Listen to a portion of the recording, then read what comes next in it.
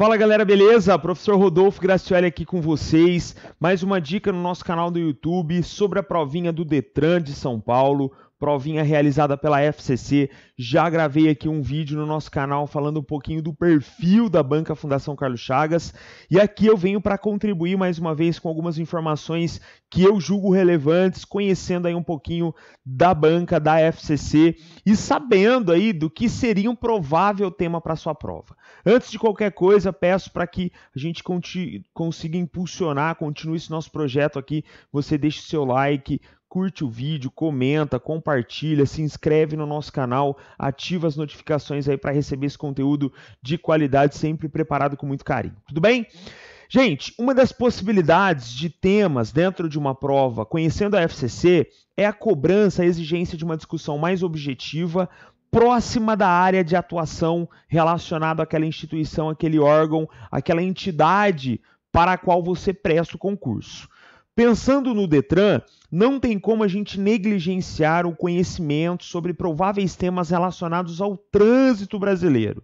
E as discussões são múltiplas, são variadas, se ramificam, tem temas mais específicos, por exemplo, a questão da lei seca, né, os 10 anos da lei seca no Brasil, quais os efeitos práticos da lei seca, assim como questões mais genéricas sobre o trânsito, responsabilidade do condutor, a questão das leis de trânsito. Gosto muito desse viés, conhecendo a FCC, uma abordagem que trate aí do viés punitivo ou pedagógico da lei, né, num provável tema, inclusive, polêmico. Olha que ótima discussão. Enfim, então, o meu objetivo nesse bloco é que a gente trate aqui, levante algumas informações e que você consiga operacionalmente aplicar no seu texto. É isso que eu proponho no meu curso. Um curso formatado para a sua aplicação dos conceitos, das discussões, dos dados, causas, consequências, citações quando necessário e não ficar divagando aqui de modo disperso com relação aos temas, que isso não te ajuda muito. Quero uma visão instrumentalizada para você produzir o seu texto. Vem comigo então, porque eu começo aqui apresentando aqueles que seriam 5 grandes tópicos, 5 grandes temas que podem aparecer na sua prova. Então tá lá, ó. Primeiro grande tópico, a irresponsabilidade do uso do celular no trânsito. O celular hoje que é um problema, é uma geração que vive esse processo de intoxicação digital, a gente desenvolveu um vício pelo celular, há um grau de dependência, vivemos na era do cibridismo, onde nós estamos online a todo instante, né? Não nos desconectamos e automaticamente o trânsito acaba sendo mais um espaço onde as pessoas negligenciam uma legislação, abdicam de regras e da própria integridade física e da de terceiros, assumindo riscos a partir do instante que fazem uso do celular durante aí o trânsito, o deslocamento, enfim. A ciência vem cada vez mais apresentando dados da enorme, da lacuna criada nesse momento que o indivíduo faz o uso do celular dentro do trânsito, seja esse indivíduo um indivíduo que viva no Brasil, nos Estados Unidos ou em qualquer localidade do globo. Os perigos, os riscos são os mesmos. Lógico que uma estrutura mais deficitária, uma condição menos favorável de via, de segurança do veículo, agrava ainda mais a condição. Mas o problema não é só do Brasil, trata-se de um problema global. É hoje uma das principais causas de morte. A gente tem dados que apontam o uso do celular como a terceira principal causa de morte. Mas eu já cheguei a ver agora no começo de 2019 reportagens que não citavam especificamente fontes, mas que já tratam o uso do celular como a principal causa de morte, tendo superado inclusive o excesso de velocidade e os acidentes causados pela ingestão de bebidas alcoólicas. Tudo bem? Vou apresentar alguns dados aqui, mas essa seria a nossa linha de raciocínio. E pensar aqui, gente, no que é muito do condutor, né, que remete a uma questão do comportamento do indivíduo, que é assumir essa irresponsabilidade. Acredito que essa informação, tanto da legislação de ser aí uma multa gravíssima, né, uma infração gravíssima, entendo que isso seja inteligível e palpável para grande parte da população. Agora, a maneira como você digere, como você assimila essa informação e como você aplica dentro do contexto cotidiano é que realmente vai, né, modificar-se aí de um indivíduo para o outro. Então aqui, ó, e pensando na FCC, por isso que eu trago isso, a gente fala dessa questão mais comportamental. Então aqui a gente está falando do indivíduo, né? E gostaria até, vou puxar uma setinha aqui embaixo, de falar dessa questão da lei com dois viés. O viés punitivo, por que isso? Porque eu estou pegando aqui como exemplo a lei seca.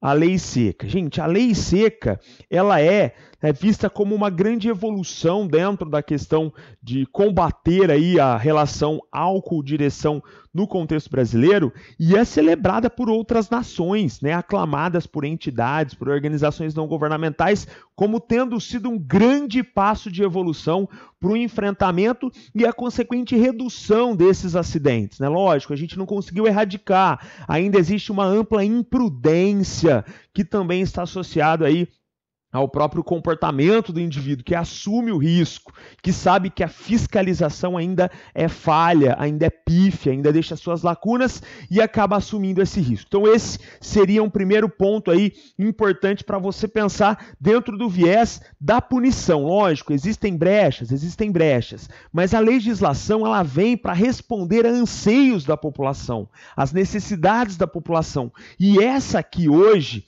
né, a discussão do trânsito, ela se evidencia como algo emergencial, como um tema urgente. Tudo bem? Seguindo aqui, além desse viés punitivo, eu tenho esse debate a partir do viés pedagógico da lei, né? Ou seja, num caráter mais de conscientização, mas como você sabe, eu não gosto dessa palavrinha para redação muito genérica, vou colocar aqui num caráter instrucional, de orientação. Como eu disse, é palpável a gente falar que existem riscos, mas será que escancarar esses dados, essas pesquisas que vêm apresentando uma convergência dos riscos reais, né, quantificando isso, trazendo informações mais estáticas no sentido do exercício cognitivo e da nossa absorção daquele fato, será que isso não tem que ser divulgado para além de um maio amarelo, uma campanha aí que acontece em variados setores da sociedade? Será que isso não deveria ser tratado como uma prioridade tanto da saúde pública como da dimensão educacional? E aí a gente vai para um segundo tópico aqui que eu trago para vocês, a educação de trânsito como forma de superar uma tragédia anunciada. Que tragédia anunciada que é essa? Gente, a violência no trânsito, tá? Então aqui eu estou falando obviamente dessa violência. E a educação aqui, ó, eu penso num caráter formal que a gente tem de certa forma, mas eu falo aqui de uma intensificação, mas principalmente esse processo informal, né? Então não só via questões legais, via diretrizes, via uma base realmente burocrática, mas um processo que seja construído paulatinamente a passo de que a população desenvolva um exercício de consciência sobre os riscos que o indivíduo assume ao adotar ali uma postura incoerente com o que se espera. Então, o processo instrucional, ele não pode ser visto como uma solução mágica para todos os problemas, mas certamente a gente pode pensar em um caminho traçado, uma arquitetura para amenizar esses dados que são alarmantes, a gente vai ver já já, né? Mais de 30 mil pessoas sendo vitimadas por ano no Brasil, um número que apresentou uma leve evolução de 2016 para 2017. E pensar que essa sim é uma tragédia anunciada, porque grande parte dessas vidas ceifadas são pessoas que estão ali no pleno gozo, né, da sua saúde e que acabam muitas vezes deixando famílias ou, quando não são vítimas fatais, acabam se tornando aí pessoas com problemas de saúde para o resto da vida por conta de um acidente. Então a tragédia anunciada, ela se estabelece nesse sentido, né? A gente sabe que esse é um problema. O que tem faltado é um plano de ação, mais do que ficar num discurso tomado por uma demagogia, por uma retórica, né, que há uma preocupação, é pensar num plano de ação com efetividade. Vou além. A Organização Mundial da Saúde, que lida com as questões do trânsito, com relação ao tema dentro da dimensão da saúde, associado à ONU, já estabelece essa como uma das metas, né, a redução dos acidentes e a consequente melhoria das condições de trânsito. Então essa já tem sido uma pauta internacional, falta aí um caráter mais emergencial. Vou até colocar aqui essa palavrinha, porque isso dá um tom para o seu texto realmente efetivo do que você pretende alcançar. A emergencialidade ou urgência com que a gente precisa discutir essas questões. Passo aqui para mais um viés comportamental, que é falar da responsabilidade do cidadão no trânsito brasileiro. A gente sabe que o trânsito brasileiro é marcado por situação de estresse, por violência. Quantas pessoas já surtaram no trânsito, e o trânsito aqui, ele acaba sendo um ponto, né, do contexto de vida dos indivíduos. Poderíamos falar aqui até de mobilidade, de qualidade, de infraestrutura do trânsito, que a gente sabe que tem aí os seus desafios, talvez históricos já, né? Não são questões atuais, já são questões mais históricas, mas aqui nessa sugestão de tema, eu penso mais na questão do cidadão, né? De desenvolver e de transformar todo esse cenário caótico, toda essa dimensão hoje completamente anômica, fazer disso um ambiente de equilíbrio, né? Um ambiente de respeito às leis, respeito às regras. Pensa lá que há alguns anos atrás o cinto de segurança as pessoas não usavam, seja por uma falta de instrução, por falta de punição. De repente veio essa fiscalização, essa modificação de comportamento, e com o tempo a gente já naturalizou a necessidade de associar o cinto de segurança. Lógico, tem gente que não usa, sempre vai ter, mas se a gente observar a maior parte dos condutores, já há essa responsabilidade mais efetiva. Então gosto muito dessa palavrinha. Lógico que aqui a gente tem que pensar em gestão, tá? A FCC gosta muito dessa palavra. A gestão, políticas públicas, e é por isso que eu vou para esse outro tópico aqui, ó. O papel das políticas públicas no enfrentamento da violência de trânsito. Essa daqui, gente, tem que ser uma pauta governamental. Por quê? Porque aí a gente divide responsabilidades, né? E é uma pauta, como eu falei, que está na área da saúde, porque as mortes acabam, né, desonerando aí do nosso estado, mas também está na pauta da educação. E isso é um reflexo de transformação social, né? Então eu preciso pensar o tema dentro desse caráter conjuntural. Para isso, eu tenho que romper essa visão tabu que se tem sobre o debate com relação ao trânsito, né? Eu preciso desnaturalizar essa ideia de que não é possível mudar comportamento. Lógico que é possível mudar comportamento. Volta aqui, ó. Volta no caráter da lei. As leis de trânsito exemplifica com a lei seca, certo? Então, tudo isso traz a possibilidade do seu texto tomar uma linha argumentativa extremamente rica, né, e bem fundamentada. Para fechar, um tronco temático que é associado a tantos outros debates dentro das provas de redação, e a FCC não é diferente, é a questão da tecnologia. E aqui eu trago a tecnologia associada à redução de acidentes. Existem aí aplicativos, empresas que já vêm pensando na possibilidade de, isso já é evidente, isso já existe, né, de veículos que cessem, né, a sua autonomia quando percebe que o indivíduo está alcoolizado, né, que bloqueiam o celular a partir do instante que você entra no carro. Então essas estratégias, né, que são aí frutos de uma revolução tecnológica que não para, que acompanha esse movimento dinâmico, isso vai obviamente ter que se debruçar sobre questões relacionadas ao trânsito. Por quê? Gente, 2 bilhões e 300 milhões de usuários do Facebook, 1 bilhão de usuários do WhatsApp, troca de mensagem instantânea, 1 bilhão de usuários do Instagram.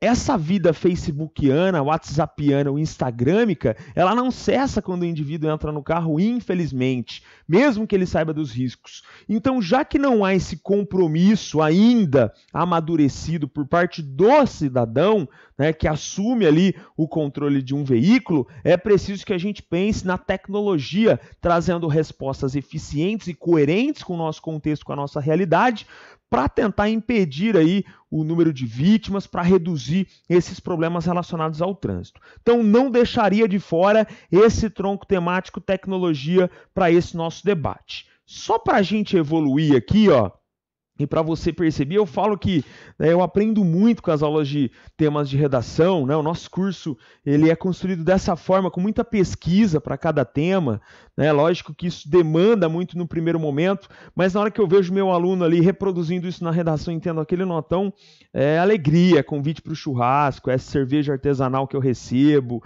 é cerveja normal, é chocolate, então vale muito a pena, gente. E eu aprendo muito esse tema mesmo, né? Eu pensava, cara, olha a dimensão desses dados, né? Talvez o que falta num caráter inicial é mostrar isso para a população, né? Mostrar que há um perigo, um risco iminente quando você assume esse comportamento. Alguns números para a gente provar tudo isso que eu falei até agora. Dados da Companhia de Engenharia de Tráfego de São Paulo. Em 2018, a cada 1 hora, 38 motoristas foram multados por uso do celular enquanto dirigiam. Mais de 337 mil autuações, 40% por dirigir com o celular ao volante, 38% por manuseio do aparelho telefônico e 20% por dirigir com o celular junto ao vidro. Gente, hábitos, né, que são incorretos. Hábitos, que é algo que a gente repete e que talvez pela falha da fiscalização do monitoramento é que isso continue, né, se perpetuando por parte dos condutores. Dados internacionais da Organização Mundial da Saúde, mais de 1.350.000 mortes no trânsito por ano. 1,35 milhão de óbitos por ano registrados no trânsito. Atualmente é a principal causa de morte entre crianças e jovens com idades entre 5 e 29 anos. Percebam aqui que, como eu disse, são vidas ceifadas no pleno gozo, né, da saúde física. Então, além de deixar toda a questão da dor, né, a gente precisa encarar esse tema por um viés humano, né, provavelmente você conheça alguém que perdeu aí a sua vida num acidente de trânsito, numa fatalidade, mas numa tragédia anunciada que a gente sabe que pode acontecer a qualquer instante. Nos últimos anos, o número de mortes em todo o mundo aumentou de modo constante, né? Então esse número aí de mais de 1 milhão, ele representa um aumento, por exemplo, se comparado a 2019, quando o número registrava pouco mais de 1.200.000. De acordo com a Associação Brasileira de Medicina e Tráfego, o uso do celular é a terceira maior causa de fatalidades, mortes no trânsito, ficando atrás aí apenas, como eu disse, do excesso de velocidade. Percebam como o excesso de velocidade também é uma questão de comportamento do condutor, e ainda da associação direção e álcool, que é um problema que a lei seca conseguiu impactar de um modo efetivo, mas obviamente que a erradicação ela exige um trabalho ainda mais intenso. Nos Estados Unidos, em 2016, 3.450 pessoas morreram por acidentes causados por distração. Dados aí da Administração Nacional de Segurança Viária. Segundo a mesma instituição, o uso do celular aumenta em 400% o risco de sofrer um acidente de trânsito. Olha aqui essa comparação, gente, de uma mensagem de texto. Quando você desvia o olhar para responder uma mensagem no WhatsApp, estando a 80 km por hora, é a mesma coisa que você dirigir uma extensão de um campo de futebol com os olhos fechados. Eu acho que isso mostra bem, né, o risco que você está correndo. Você a 80 por hora foi responder uma mensagem do WhatsApp, é a mesma coisa que você dirigir de olhos fechados pela extensão de um campo. Essa empresa Zendrive, que atua no sentido de aperfeiçoar, levando dados às seguradoras, né? Olha o que ela trouxe, essas informações divulgadas agora em 2019.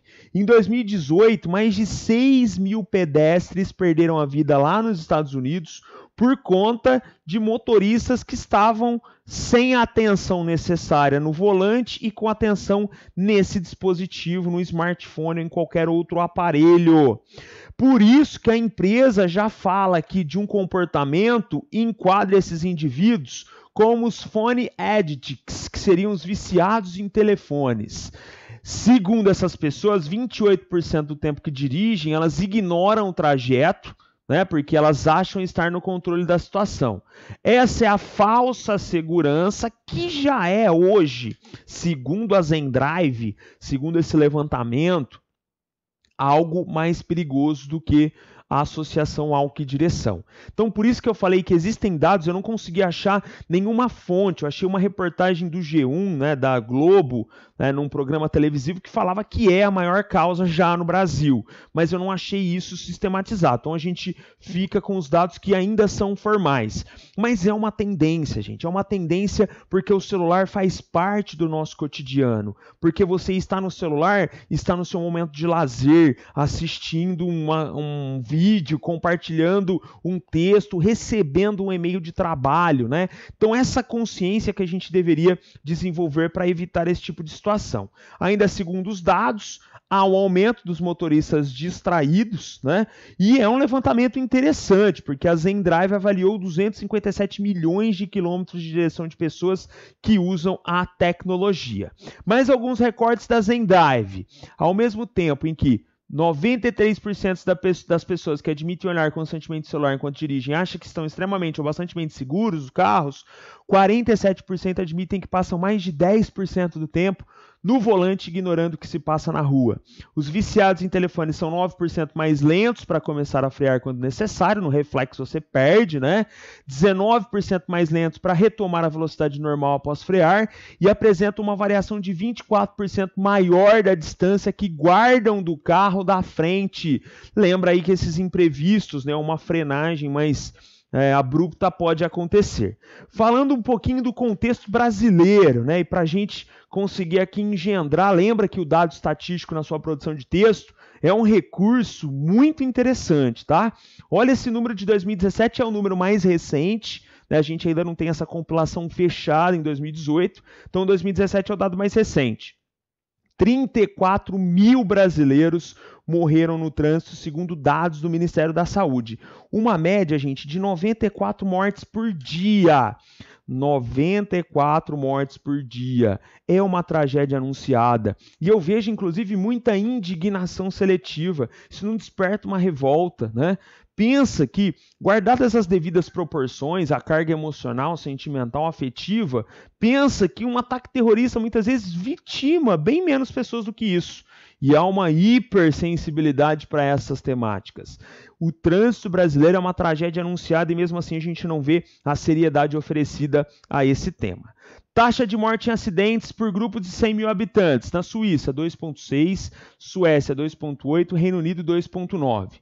3 países onde dirigir é mais seguro, né? Tem aí uma qualidade, né, e uma conduta dos condutores, dos motoristas realmente efetiva. No Brasil, 18 mortes para cada 100 mil habitantes. Eu não sei nem quantas vezes isso é mais, eu consigo fazer essa conta. Acredito que seja 9 vezes, um pouco menos, 8 vezes a mais do que nessas localidades onde dirigir é seguro. Olha essa comparação. Em 4 estados, as taxas de violência no trânsito superam violência pública. O trânsito mata mais do que armas em Tocantins, Piauí, São Paulo e Santa Catarina. Rondônia, Minas, Paraná, Mato Grosso do Sul e Mato Grosso, quase há um empate. Então isso, gente, mostra aí como há, né, uma proporção, né, estabelecendo esse método comparativo de violência no segmento público, a violência urbana e a violência no trânsito, como hoje essa similaridade é chocante, né? Então, quando eu falo lá no começo da nossa aula que talvez o que falta é escancarar esses dados, é realmente esmiuçar isso, né? Oferecer campanhas publicitárias, um plano de ação efetivo para essas áreas emergenciais. Não posso tratar o Brasil num programa, num projeto como esse, né, numa visão global. Preciso atuar de um modo mais efetivo, com mais eficácia, né, otimizando essas respostas num curto espaço de tempo, né, principalmente nessas áreas mais afetadas. Mas lógico que esse é um problema nacional e global. Números, né? Temos que pensar de modo cético no custo da violência no trânsito. Então, em 2017, os acidentes causaram mais de 35 mil internações, custo de mais de 48 milhões nas capitais e no Distrito Federal. Reduziu de 2016, mas a gente ainda tem um valor considerável, certo? os acidentes de trânsito vitimam homens jovens com idade entre 20 e 39 anos, principais vítimas fatais motociclistas, seguidos por ocupantes de automóveis e pedestres, dados aí do Ministério da Saúde. Galera, um super tema para a prova do Detran. Eu sempre digo que a FCC, nas provas de tribunais, ela gosta daqueles temas mais subjetivos, mais abstratos e filosóficos.